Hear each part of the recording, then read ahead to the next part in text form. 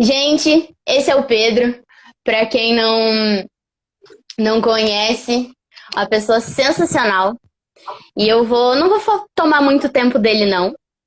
Eu só vou apresentar e deixar que ele conte um pouquinho para vocês as maravilhas que ele tem me apresentado sobre Maria, sobre o amor de Deus. Então, arrasa, Fê. Bora O lá! momento é todo seu. Oi, pessoal. Alegria estar aqui com vocês. Deixa eu acender a luz aqui. Meu nome é Pedro Fialho. Chegamos à etapa final dessa Romaria virtual, pessoal. Vamos iniciar, então, pelo sinal da Santa Cruz. Livra-nos, Deus, nosso Senhor, dos nossos inimigos. Em nome do Pai, do Filho e do Espírito Santo. Ave Maria, cheia de graça, o Senhor é convosco. Bendita sois vós entre as mulheres, bendito o fruto do vosso ventre, Jesus. Santa Maria, Mãe de Deus, rogai por nós, pecadores, agora e na hora de nossa morte. Amém. Bom, pessoal, hoje foi pedido para eu falar um pouquinho mais sobre a Romaria, né? Essa é a última live da série Peregrinação Mariana e eu senti que devia finalizar indo um pouquinho para águas mais profundas sobre Nossa Mãe, né? Mergulhar um pouquinho em quem é Maria, né? Inserindo ela nesse contexto da busca e da contemplação, que vocês pediram para eu falar, né? A gente foi ver Maria, mas quem é Maria, né? A gente só ama aquilo que a gente conhece. Então, para poder contemplar mais Maria, a gente quer conhecer um pouquinho mais de Maria. Primeiro, eu queria agradecer aqui o Grupo Jura pelo convite. Eu me sinto muito honrado em poder compartilhar aqui sobre nossa querida mamãe. Vamos lá. Quem é Maria? Essa que aparentemente a Bíblia fala tão pouco, né? O ofício da Imaculada Conceição começa assim: Deus vos salve, Virgem, filha de Deus Pai. Deus vos salve, Virgem, mãe de Deus Filho. Deus vos salve, Virgem, esposa do Espírito Santo. Deus vos salve, Virgem, templo e sacrário da Santíssima Trindade. Agora, lábios meus e por aí vai, né? Que Maria é filha de Deus Pai, todo mundo sabe. Que Maria, ela foi desposada no Espírito Santo, todo mundo sabe, né? Que Maria é mãe de Jesus e que Jesus é Deus, a gente sabe. Então, por que que a gente ainda tem tanta implicância, né, quando fala Maria, mãe de Deus, né? Eu queria contar aqui uma historinha. Maria, ela tinha 13 para 14 anos quando ela foi visitada lá pelo arcanjo Gabriel. Salve, salve Maria, alegra-te cheia de graça, o Senhor é contigo, disse o anjo. O anjo disse para essa menina que Isabel, a prima dela, estava grávida, e já lá para o 6º mês de gestação. Sabe o que que Maria faz? Ela, capela do Santíssimo, tabernáculo de Deus, sacrário vivo, sai grávida de 13 para 14 anos, de Nazaré, vai até a casa de Isabel, que ficava lá nas montanhas de Judá. Detalhe que são 150 quilômetros de distância e uma altitude diferente aí de mais ou menos 400 metros de altura. A Romaria ficou pequena agora, né? A Bíblia diz que quando Maria chega na casa de Isabel, Maria sauda Isabel. E a Bíblia fala assim: apenas Isabel ouviu a saudação de Maria, a criança saltou em seu ventre. E Isabel ficou cheia do Espírito Santo. Cheia do Espírito Santo. Guarda bem isso. Pois bem, aqui eu estou lá em Lucas, capítulo 1, versículo 42, né? Com um grande grito, Isabel, que estava cheia do Espírito Santo, exclamou assim: bendita és tu entre as mulheres, e bendito o fruto do teu ventre. De onde me vem esta honra de vir a mim, a mãe do meu Senhor? Né?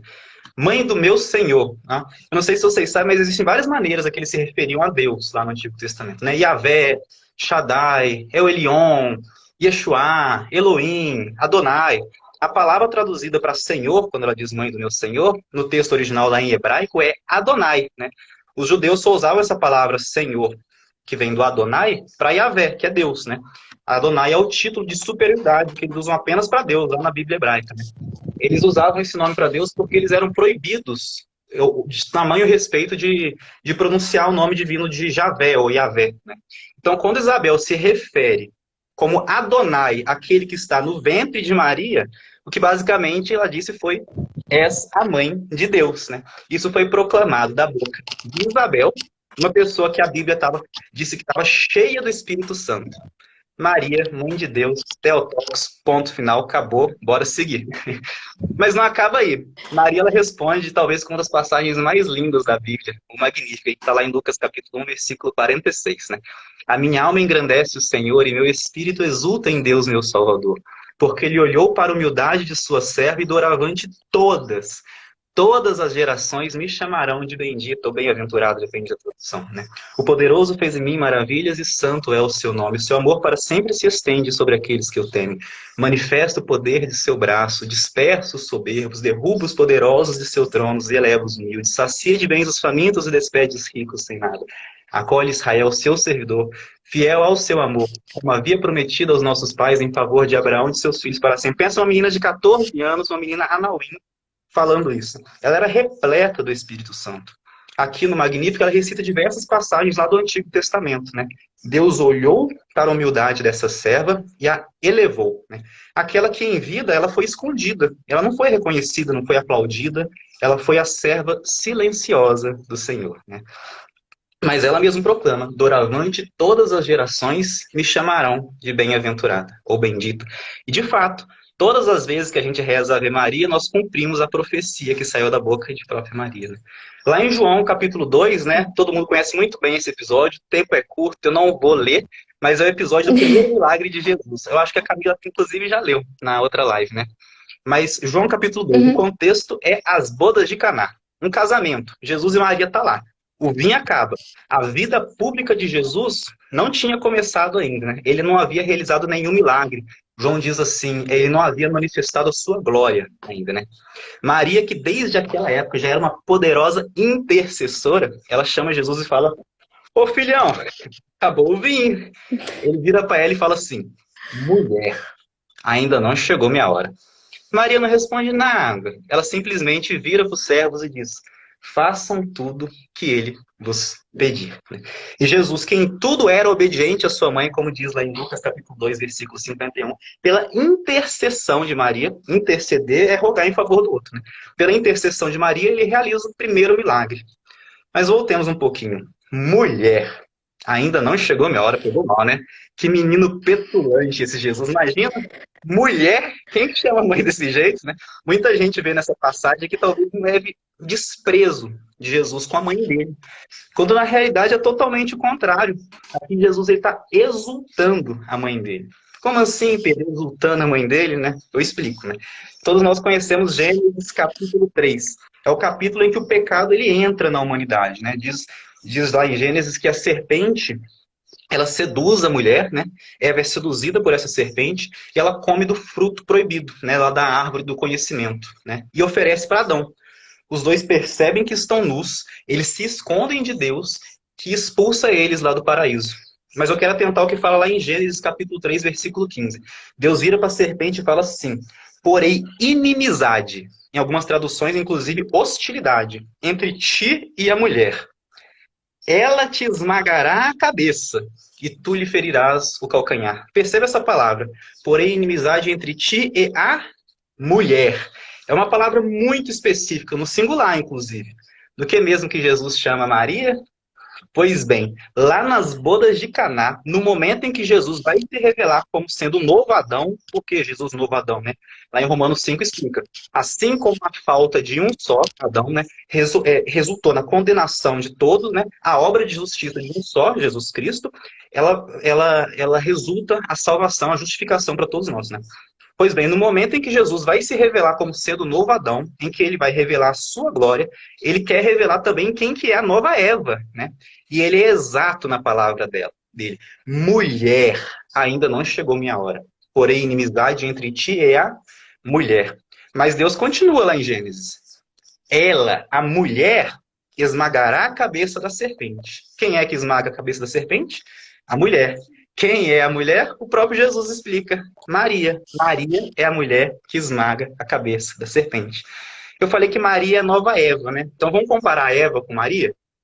Eva era mulher. Maria também. Eva era virgem. Maria também.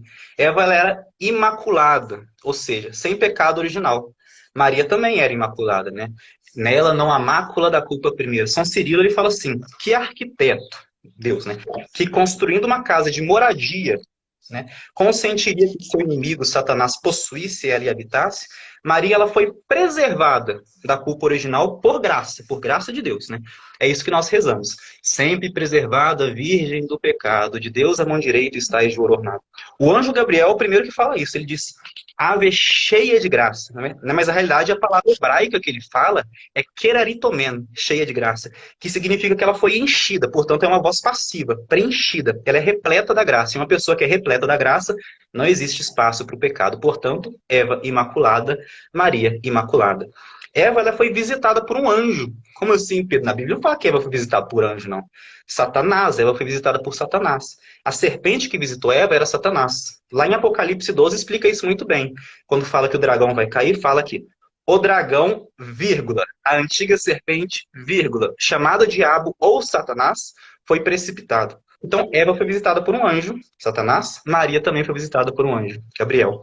Eva, ela deu o sim a esse anjo. Maria também deu o sim.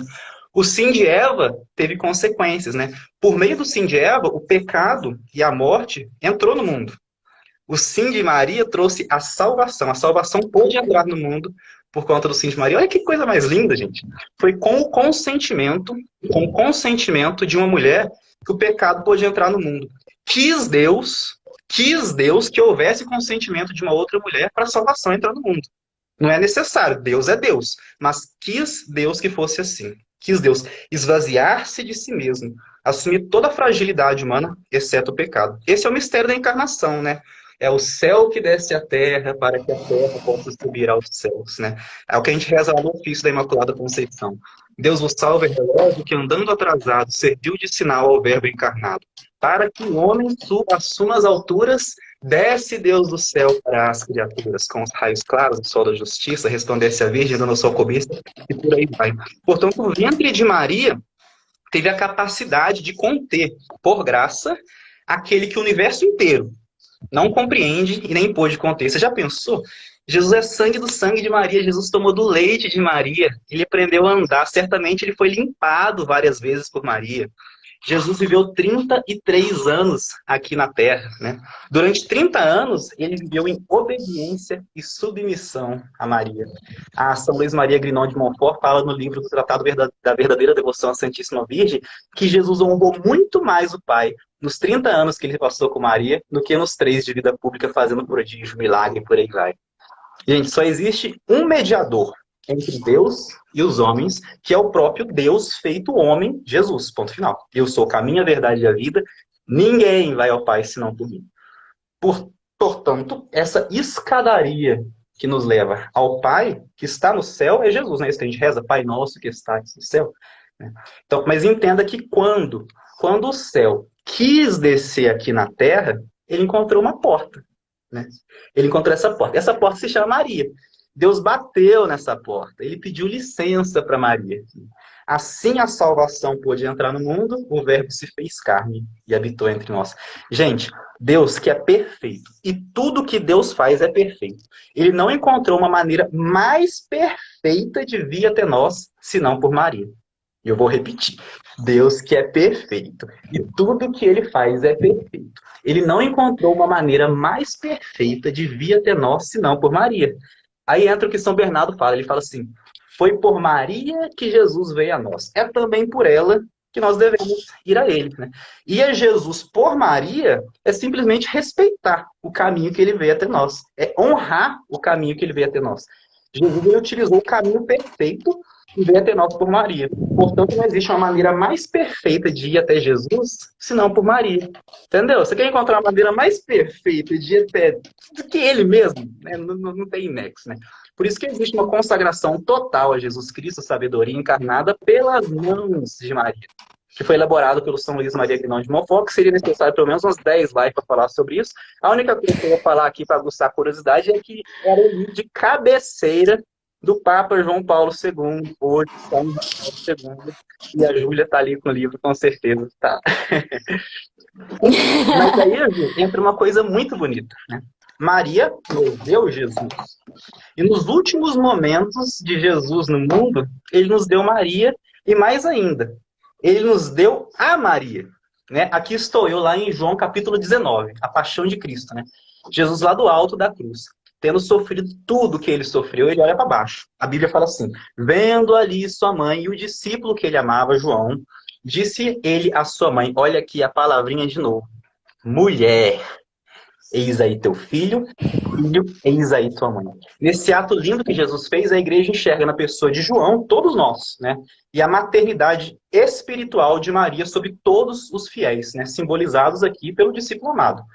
Porque, teologicamente falando, as palavras de Jesus, elas não explicam somente, elas constituem, elas fazem. Jesus é o verbo, ele é a palavra. Então, quando Jesus vira com um pedaço de pão e fala assim, isto é o meu corpo, aquilo ali acontece. Quando ele vira para a mulher, Maria, essa pessoa profetizada, e fala assim, eis aí teu filho, algo divino, misericordioso acontece. Maria se torna nossa mãe, né? Por isso, agora eu vou para o último lugar, em que esse mesmo termo mulher é usado, né? A gente já passou lá por Gênesis, porém inimizade entre ti e a mulher, sua descendência e a descendência dela, e ela te esmagará a cabeça. Depois a gente foi lá, quando Jesus se revela como sendo o novo Adão. Mulher, ainda não chegou a minha hora. E depois, quando ele está lá no alto da cruz e faz de Maria nossa mãe. Né? E aí, que lugar que aparece mulher de novo? Apocalipse 12. Ele viu-se um grande sinal no céu. Uma mulher revestida de sol, tendo a lua debaixo dos pés e uma coroa de 12 estrelas sobre a cabeça. Essa mulher, ela estava grávida, ela levava no ventre um filho varão e por aí vai. Sim, no contexto, né, em que São João escreve o livro do Apocalipse, essa mulher representa a própria igreja, que naquele contexto ela sofria grandes perseguições lá do Império Romano. Né? Mas o simbolismo aqui é importante. A mulher revestida de sol. Né? Quem é o sol? O sol é Deus. Né? Ela era revestida de Deus porque ela era repleta do Espírito Santo. A Ave Maria, gratia plena. Né? Ela trazia no ventre um filho varão, Dominus Tecum, né? O próprio Deus feito homem, coroada porque ela é rainha, ela é mãe do grande rei Jesus Cristo. 12 estrelas simbolizando a igreja, os 12 apóstolos. Eu te pergunto, quem é essa mulher? Vamos ver o que fala um pouquinho mais para frente.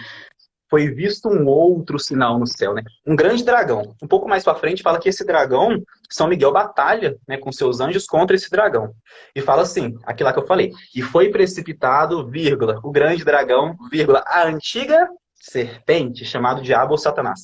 E terça parte, gente, é um terço dos anjos foi precipitado com ele. Um parênteses aqui, gente. Um terço dos anjos é muita coisa. Você imagina um vestibular dos anjos, né? Aqui não houve, teologicamente falando, uma batalha física, né? Anjo não tem corpo. A espada que fala lá no livro do Apocalipse era a palavra. Portanto, aqui a gente está falando de uma batalha de ideias, né? Diz o Apocalipse que Satanás enganava todo mundo, né? Aqui está tendo uma prova dos anjos, um vestibular dos anjos. Um terço é reprovado. Tá parecendo prova de cálculo 1 lá do Inatel. Miríades e miríades de anjos que agora são demônios, são precipitados. São precipitados para onde? Para a terra. É isso que fala o Apocalipse 12, né? Diz que não podendo nada contra a mulher, ele vem atrás da descendência, vírgula, os que guardam os mandamentos de Deus e têm o testemunho de Jesus. O versículo 17, mais especificamente, fala que o dragão veio enfurecido combater a descendência da mulher, junto com o terço dos anjos. Que descendência é essa, gente? Vamos voltar lá em Gênesis? Porém, inimizade entre ti e a mulher, a sua descendência e a descendência dela. O dragão vem atrás, portanto, da descendência de Maria. Quem é a descendência de Maria? Eu te respondo. Mulher. Eis aí teu filho, filho, eis aí tua mãe. Nós somos a descendência de Maria, essa mulher que ela é revestida de sol, coroada de estrela, e ela esmaga a cabeça da serpente. Foi o próprio Deus, não foi nenhum homem. Foi o próprio Deus que colocou ódio entre a serpente e a mulher. Mas foi também o próprio Deus que profetizou. A mulher esmagará a cabeça da serpente. Satanás, ele sabe do destino dele, né? Porque foi profetizado pela boca de Deus.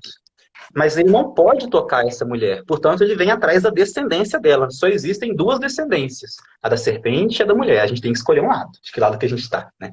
A descendência da serpente ou a descendência da mulher. Entenda, portanto, pessoal, a posição de Maria na Igreja Católica Apostólica Romana. Ela é aquela que pisa a cabeça da serpente. É aquela que diz, façam tudo o que ele vos pedir. Ela é a mãe da igreja, porque ela já era repleta do Espírito Santo, mas ela estava lá no cenáculo, quando seu esposo, o Espírito Santo, ia descer sobre os apóstolos lá em Pentecostes, né? Então, muita gente pergunta, então, que culto, né, que nós devemos, os cristãos devem a Maria, né?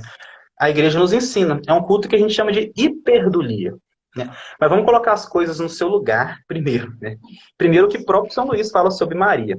Comparada, portanto, à majestade infinita, Deus, ela é menos que um átomo, é antes um nada, pois só ele é aquele que é. Aqui com certeza ele está citando lá Êxodo capítulo 3, né? Mas para explicar um pouquinho o que é a hiperdulia, eu quero voltar lá na Romaria.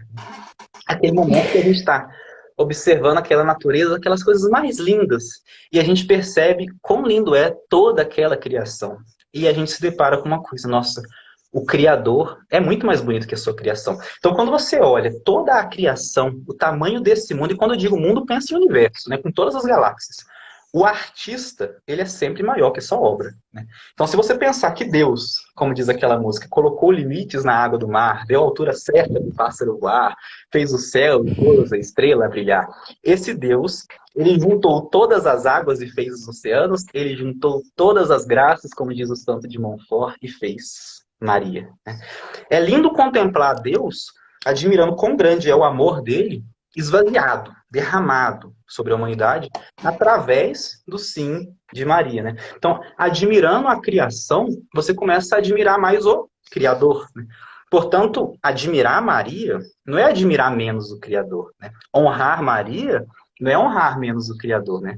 Entenda que a luz de Maria, ela não tira a glória de Deus, né? Não, não. Fizestes nascer sol tão fecundo e como com nuvens cobristes o mundo. Ela é aquela que nos traz o sol que é Deus, né? Maria não é a quarta pessoa da Santíssima Trindade, ela não é Deus, né? Portanto, a gente não pode adorar Maria. Aliás, prestar um culto de adoração, latria, né, a qualquer coisa que não seja Deus, é o que nós chamamos de idolatria, que é um pecado gravíssimo, inclusive. Então, nós não adoramos Maria, né? Muito pelo contrário. O catecismo na Igreja Católica deixa bem claro que existem 3 tipos de culto, né? O culto de latria, que é o culto de adoração, que a gente deve somente a Deus, né? Aí depois tem o culto que a gente tem com os santos da Igreja, que tiveram uma vida mergulhada em Deus, né? E hoje eles rogam a Deus, intercedem junto ao Pai por nós. É o que nós chamamos de dulia, né? Que é veneração. Né? Que não é nada, absolutamente nada, comparado ao culto de latria, que é aquele que nós devemos a Deus. E existe, finalmente, um culto chamado de hiperdulia. Esse é reservado somente para Maria. Olha que coisa mais bonita, né? Ele não é uma simples veneração, né? Mas também não é nem um grão de areia comparado ao culto que nós devemos ao Altíssimo, né? Nós hiperveneramos Maria, que é a mãe do Altíssimo, que ele mesmo escolheu para vir até nós, né? Então, a diferença entre Jesus e Maria é a diferença do sol e da lua, né? Maria, ela não tem luz própria, né? Maria não é Deus. Deus é como se fosse o sol, né? Você pode olhar direto para o sol, só se você tiver olhos de águia, né? Que não se ofuscam. Mas se você não tem olhos de águia, então logo você olha para o sol, você tem que abaixar a vista, né? Para você não queimar a sua retina. Mas tem outra maneira que você pode olhar para o sol, olhando para a lua, que é um astro que reflete a luz do sol, né? Maria, gente, é como a lua, né? Ela não tem luz própria, ela reflete a luz. Que luz que Maria reflete? A luz do sol.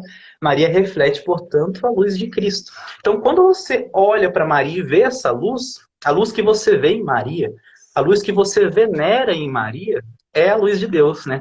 A lua não tira a glória do sol. Pelo contrário, quando você admira o brilho da lua, você está, na realidade, admirando o brilho do sol, né? Ela não tira o brilho do sol. Antes, ela permite que nós enxergamos a luz do sol no meio da escuridão, né? Nos mostrando o caminho, como quem diz, façam tudo o que ele vos pedir, né? Maria não é Deus. Equiparar Maria a Jesus Cristo é uma heresia intolerável. O próprio São Luís nos adverte, né? Jesus, ele é o fim. É o fim último de toda devoção. Esse é o fundamento que nós chamamos de cristocêntrico, né, de toda e qualquer devoção. São Tomás de Aquino, doutor da Igreja, né, nos livros chamados da Suma Teológica, ele fala: a causa extrínseca e principal da devoção não pode ser senão o próprio Deus, né? Então, toda devoção em Maria termina em Jesus, assim como um rio se lança no mar. Essas são palavras de um cardeal que eu não me lembro o nome, depois eu ponho aqui. Mas a honra que nós prestamos a Maria não tem outro fim se não honrar mais perfeitamente Jesus, né? Então nós devemos a essa linda, bendita e amorosa mãe uma devoção cheia de ternura, de confiança filial, né? Sem incorrer em idolatria, tampouco rebaixar no nível dos outros santos aquela que o próprio Deus elevou acima de todas as criaturas. Só queria terminar falando que Maria, ela é a arca da aliança. Como assim, Pedro? Né? Nós sabemos que o Antigo Testamento, ele prefigura o Novo Testamento, e o Novo Testamento, ele cumpre as profecias lá do Antigo Testamento. Por exemplo, quando Deus cria Eva através de Adão, Adão vira e fala assim: esta é osso dos meus ossos, carne da minha carne, e será chamada mulher. Aqui ele faz um trocadilho porque a palavra mulher vem da palavra homem. Mas ele fala, né? Eva é osso dos ossos de Adão. Maria é osso dos ossos de Jesus, né? Adão chama Eva de mulher. Jesus chama Maria de mulher. Eva, ela induziu Adão a fazer o primeiro ato mau. Maria, ela induziu a Jesus a fazer o primeiro ato glorioso, né? Lá em Gênesis capítulo 3, versículo 20, fala que Eva, ela é a mãe de todos os viventes. Lá na árvore da vida, lá na cruz, Maria se torna a mãe de todos os discípulos que vivem em Cristo. Adão e Eva sem pecado original, novo Adão e nova Eva, Jesus e Maria sem pecado original. Então, o que era a Arca da Aliança, né? Era o objeto mais sagrado, mais importante lá do Antigo Testamento.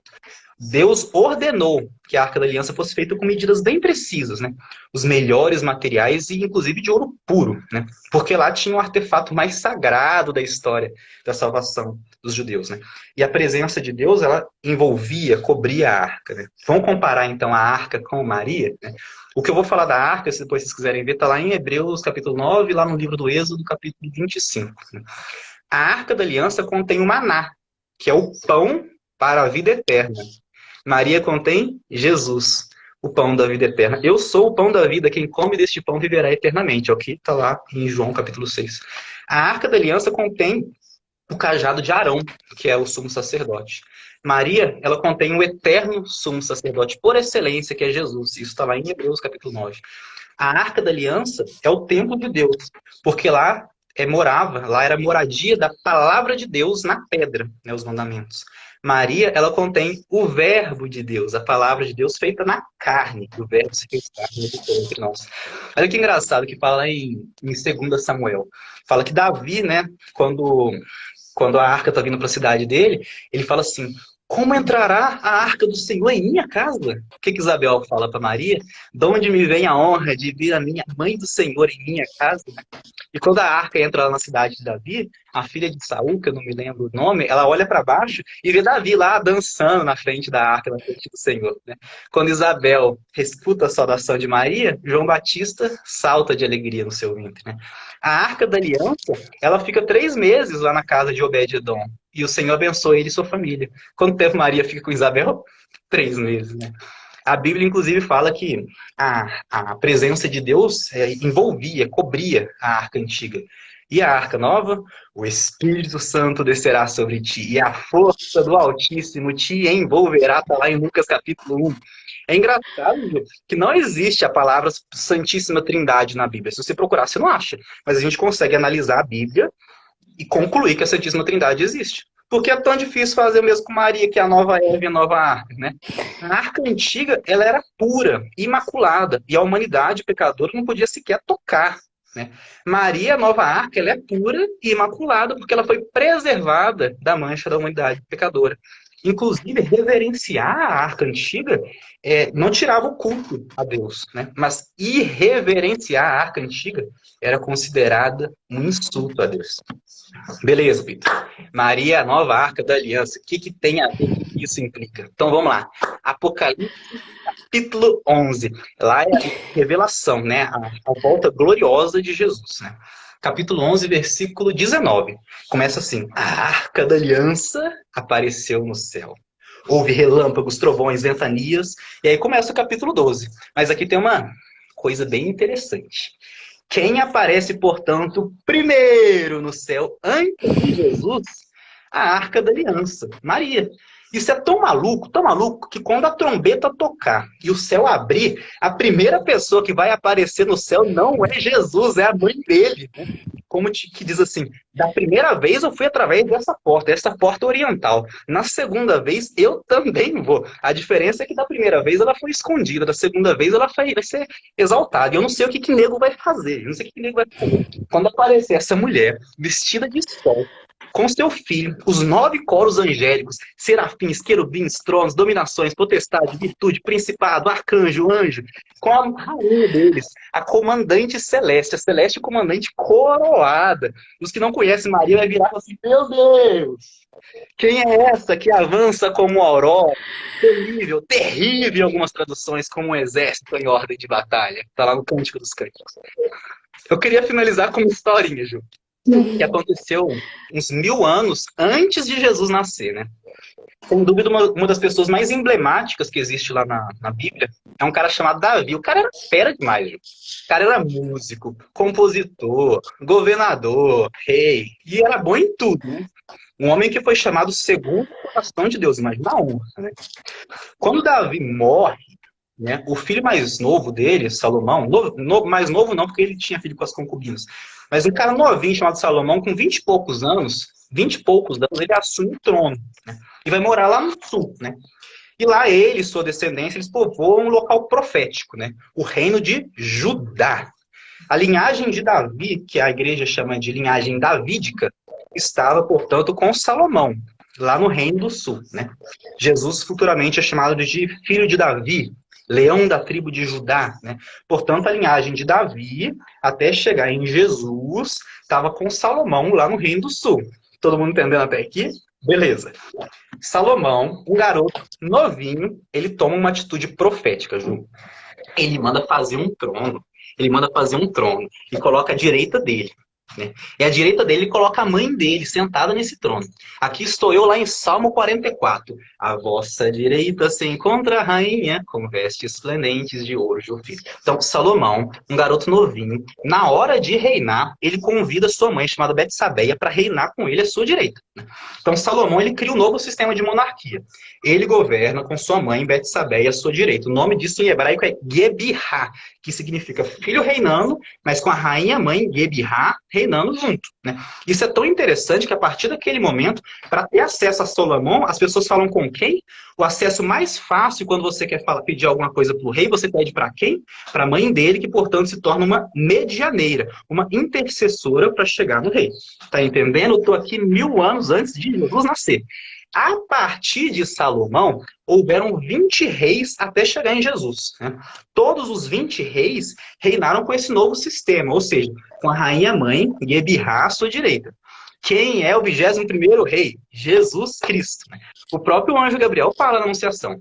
Eis que conceberás e darás à luz a um filho a quem porás o nome de Jesus. Ele será grande, será chamado Filho do Altíssimo, e o Senhor lhe dará o trono de Davi. Né? Bartolomeu, que no Evangelho é chamado de Natanael, um dos 12 discípulos de Jesus, ele proclama: Rabi, tu és o Filho de Deus, tu és o rei de Israel. E o próprio Jesus, quando Pilatos pergunta, então tu és o rei dos judeus? Ele responde, né? Tu dizes. Então Jesus é rei, descendente de Davi. Eu vou pular a história, porque está acabando o tempo, mas a história vocês sabem, Jesus, dos judeus, eles rejeitaram Jesus, né? Pilatos pergunta, vocês vão crucificar o seu rei? Eles respondem, nós não temos nenhum outro rei, senão César. Né? Então ele vai ser crucificado, portanto, fora, inclusive, dos muros de Jerusalém. Mas Jesus é rei, inclusive o Papa Pio XI, né? Ele escreve um documento chamado Quas Primas, que ele institui a festa de Cristo Rei, que a gente comemora na igreja, né? Inclusive citando lá Filipenses 2. Já que ele foi obediente, e obediente até a morte, e morte de cruz, Deus lhe outorgou o nome que está acima de todo nome, no qual todo joelho se dobra no céu, na terra e nos infernos, e toda língua proclame para a honra e glória de Deus Pai, que Jesus é o Senhor. Então, em que momento que Jesus se torna o 21º rei? No Calvário. Ele é rei por causa do Calvário. Ele é rei por causa do Calvário. A coroa deles é uma coroa de espinhos. O manto dele é um manto chagado, de pele viva, cheia de sangue. O seu cetro real é o madeiro lá da cruz. Quando ele é levado na cruz, ele se torna o rei do universo. Você sabe onde é que eu estou querendo chegar, né? Jesus está lá na cruz, ele está prestes a cumprir 1000 anos de história, ele está se tornando o 21º rei. Cadê a Betsabeia? Cadê Gebirá? Cadê a rainha mãe à sua direita? Tá lá, só que o nome dela agora é Maria e ela acaba de se tornar a rainha do céu e da terra. Viva Nossa Senhora! À vossa direita se encontra a rainha com vestes esplendentes de ouro de Ofir. Jesus, então, é o rei do universo. A mãe do rei é o quê, gente? Rainha. A diferença é que Jesus é rei por natureza, Maria é rainha por graça. Mas aqui existe uma coisa muito interessante. Gebirá, em hebraico, é rainha, mãe, aquela que reina junto com seu filho. E o que mesmo que ela é? Mediadora. Qual é o caminho mais fácil para chegar no dono do trono? Gebirá, Maria, né? Se você entendeu alguma coisa, diga amém. Só existe um mediador entre Deus e os homens. Jesus. Maria é mediadora entre Jesus e nós. Simples assim. Deixa eu ler o trechinho que fala disso daqui na Bíblia, só para vocês sentirem o drama. Betsabeia foi, pois, à presença do rei Salomão, para lhe falar de Adonias. O rei se ergueu para ir ao seu encontro e se prostrou diante dela. Depois sentou-se no trono e mandou colocar um trono para sua mãe, e ela sentou-se à sua direita. Disse ela: tenho um pequeno pedido para te fazer, não me negues. O rei lhe respondeu: pede, minha mãe, que nada te recusarei. Eu vou repetir. O rei respondeu: pede, minha mãe, que nada te recusarei. É por isso que Nossa Senhora é chamada pelos santos de onipotência suplicante. Coisa engraçada, né? Só Deus é onipotente, onisciente e onipresente. Ela não é onipotente, ela é chamada pelos santos assim porque ela é toda poderosa por graça, né? Deus é onipotente por natureza. Maria dizemos que é por graça. Como assim? Tudo que ela pede, ele concede. Simples assim. Ela é repleta do Espírito Santo. A vontade dela já está tão unida com o Senhor que a gente Ave Maria, gratia plena, Dominus tecum. O que ela pede, Jesus assina embaixo, né? Entenda que, mesmo que não tenha chegado a hora ainda, mulher, ainda não chegou minha hora. Ah, quando o pedido vem da mãe, o coração do filho não aguenta. Enfim, meu caro, agora a gente pode rezar a Ave Maria com um pouquinho mais de profundidade. Ela começa simplesmente com a proclamação do anjo, né? E depois ela vai para a proclamação da própria sua prima Isabel, né? E ela finaliza com um pedido singelo, né? Que ela rogue por nós. Ave Maria, cheia de graça, o Senhor é convosco. Bendita sois vós entre as mulheres, e bendito o fruto do vosso ventre, Jesus. Santa Maria, Mãe de Deus, roga por nós, pecadores, agora e na hora de nossa morte. Amém. Se por qualquer motivo, alguém que estiver escutando, tiver qualquer cisma, qualquer birra, qualquer dificuldade de rezar Ave Maria, eu vou convidar você a começar a ler o Magnífica todos os dias. Está lá em Lucas, capítulo 1, versículo 46. Não tem nenhum motivo para você não fazer isso. A serpente, ela tenta semear discórdia entre a gente e a mulher todo o tempo. Mas a descendência da serpente não é pra gente. A descendência da mulher vai vencer, a serpente vai ser esmagada e no final de tudo, o Imaculado Coração de Maria vai triunfar. Aos romeiros que nos acompanham, nós vamos chegando ao fim da nossa romaria virtual. Chegamos à Aparecida, né? Nós temos que lembrar que nós viemos à Aparecida honrar a mãe. Para quê? Para melhor honrarmos o Filho, que é o fim último da nossa devoção. Né? Que nós tenhamos a graça de fazer tudo por Jesus, mas nada sem Maria. Né? Espero ter levado vocês um pouquinho para águas mais profundas, a fim de conhecer um pouquinho melhor nossa mãe e assim amá-la mais. Louvado seja nosso Senhor Jesus Cristo e sua mãe Maria Santíssima. Para sempre sejam louvados. É isso aí, Ju. Falei demais.